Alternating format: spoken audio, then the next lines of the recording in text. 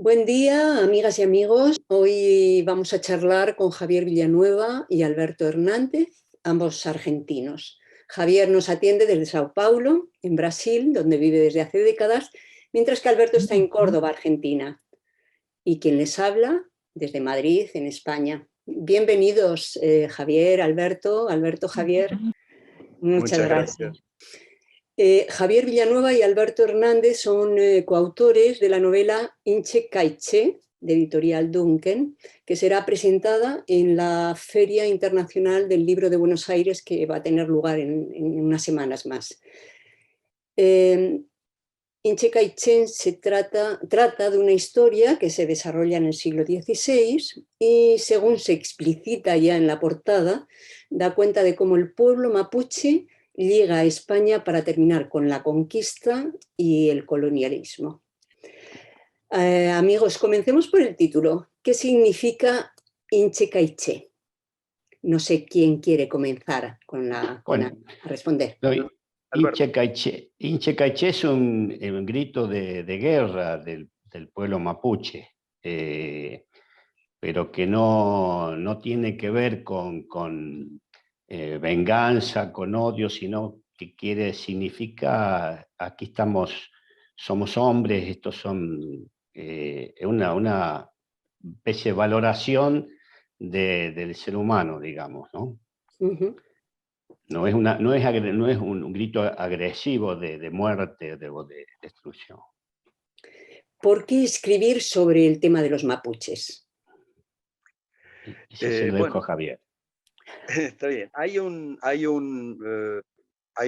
momento histórico y político de los últimos años en que la juventud chilena hace más de 2 años viene luchando y viene logrando, como se logró en las últimas elecciones presidenciales, pero también en las elecciones para la constituyente, que va a modificar la constitución de la época de Pinochet, viene luchando justamente para sacar de encima esos escombros legales y políticos de la época de la dictadura. Eso es una parte que nos toca hoy, una cosa presente muy fuerte hoy en día, pero al mismo tiempo hemos visto que en esas luchas las banderas que se veían principalmente como ícono de la lucha del pueblo chileno eran las banderas del pueblo mapuche. Lo mismo ocurre del otro lado, al este de la cordillera de los Andes, con los mapuches argentinos, que vienen resistiendo a los mismos problemas que tienen todos los pueblos nativos de América y muchos otros pueblos en el mundo, que es la expropiación de sus tierras, sobre todo desde un punto de vista que puede ser ecológico, que es decir, están arrancando tierras para entregárselas a explotadores de minerales, etc. Hay una serie de... Todo esto es algo muy, muy nuevo, muy moderno, pero viene obviamente desde el siglo XV y XVI, cuando los pueblos nativos empiezan a perder y pierden prácticamente de un modo completo el control de sus vidas. Uh-huh.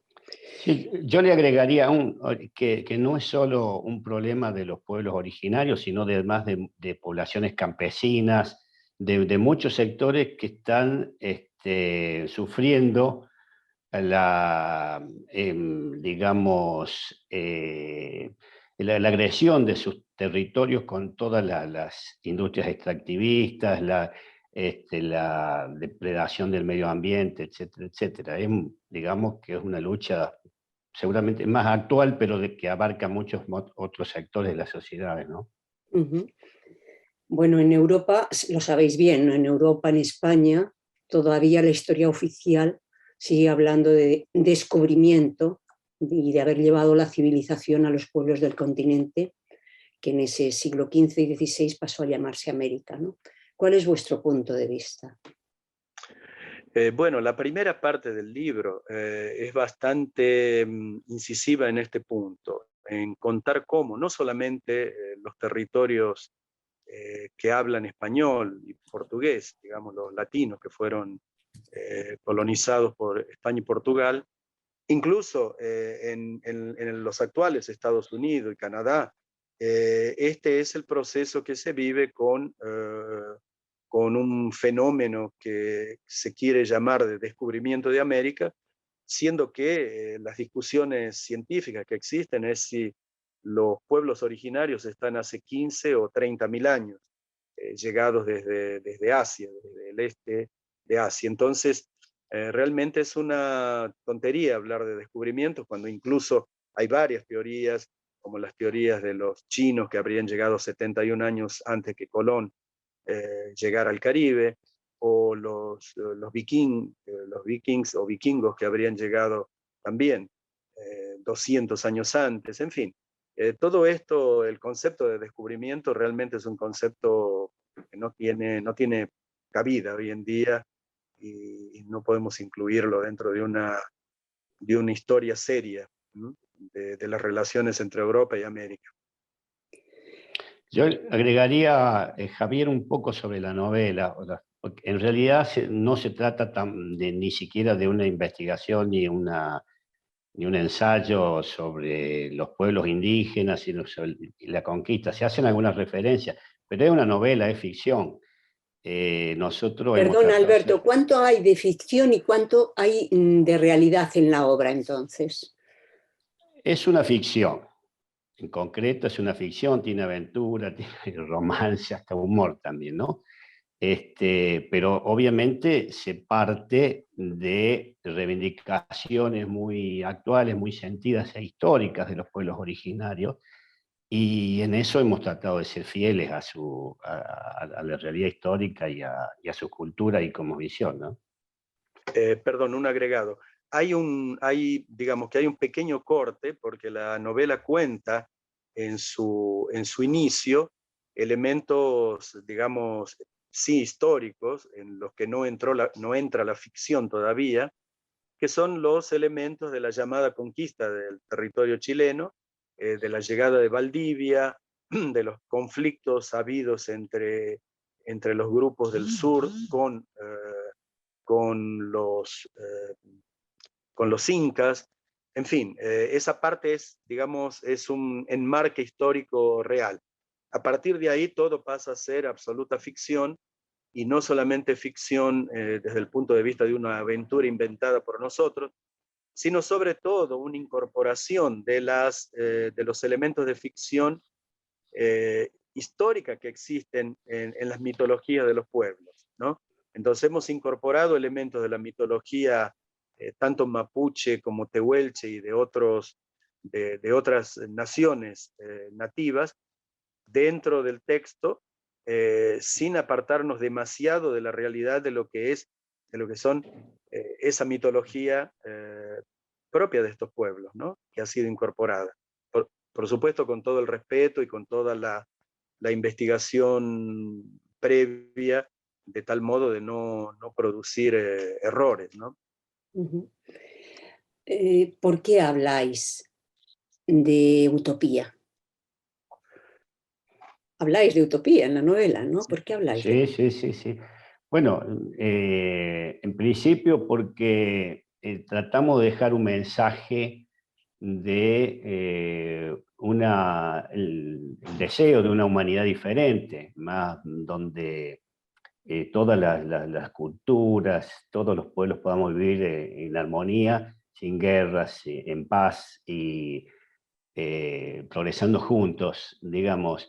Y eso está vinculado con muchas de las luchas sociales que se han dado en América, en el mundo también. Y por eso hablamos de utopía, ¿no? La idea de un mundo diferente, mejor, donde podamos convivir todos. Dentro de ese mensaje que queréis lanzar, que entiendo que quiere lanzar la novela, desde vuestro punto de vista, ¿cuál o cuáles pueden ser los aportes o el aporte de los pueblos originarios a la crisis que hoy está viviendo el planeta entero, ¿no? En realidad esta civilización planetaria, ¿no? Bueno, acá en Brasil es una cosa que está bastante clara cuando se lucha contra la destrucción del medio ambiente, la destrucción de la principal selva original que es responsable por gran parte de la humedad, de los cambios climáticos en el mundo.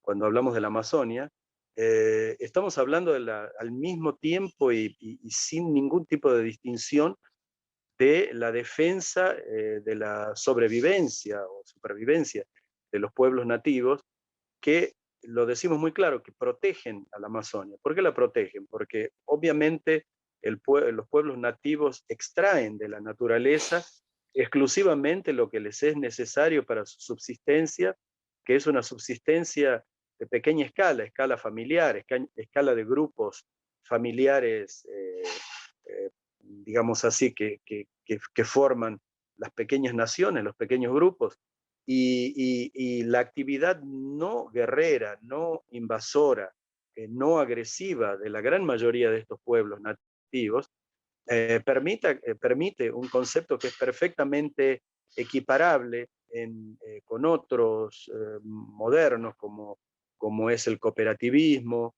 la colaboración entre diversos sectores del trabajo, del mundo del trabajo. Entonces, esto está totalmente vinculado, íntimamente vinculado. El hecho de la tremenda agresión que está sufriendo la Amazonia en los últimos años, creciente, tiene todo que ver con la agresión que están sufriendo los pueblos nativos que están en la Amazonia, para dar un ejemplo. Y lo mismo ocurre en el caso de la cordillera con los pueblos del sur, tanto los pueblos andinos de la región Perú, Bolivia, Ecuador, como los pueblos de Argentina y Chile. Sí, a eso yo le agregaría dos cositas, digamos que esto va a contrapelo de toda la cultura que ha impuesto el capitalismo en el mundo, ¿no? El afán de la riqueza, del lucro, la destrucción del medio ambiente.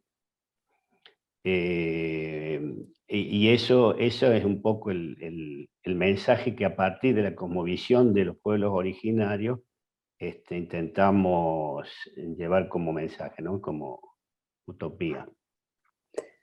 Todavía hay futuro entonces. Esperemos, si los mapuches triunfan. No sé si queréis sumar alguna cosa más. No, básicamente lo dicho, que realmente la novela tiene un mensaje, y el mensaje es exactamente ese, que existe desde siempre en una vida que el mundo occidental, que viene de Europa, de la cultura europea básicamente, y que se acelera con la cultura estadounidense o norteamericana, incluyendo a Canadá también en esto, que es considerar que la propiedad privada es más importante que la propiedad colectiva, considerar que el uso y el consumo indiscriminado es algo absolutamente necesario que enaltece al individuo, y que por lo tanto destruye cualquier concepto colectivo. Esto en general los pueblos nativos lo muestran en un sentido totalmente inverso. Entonces hay mucho que aprender de ellos, y esta novela tiene esa intención, tiene la intención de poder mostrar esta utopía como una utopía posible, como se dice, un horizonte al cual tenemos que seguir caminando hasta llegar, y no llegaremos nunca, pero siempre seguiremos en esa lucha, ¿no? Muchas gracias. Muchas gracias a ustedes.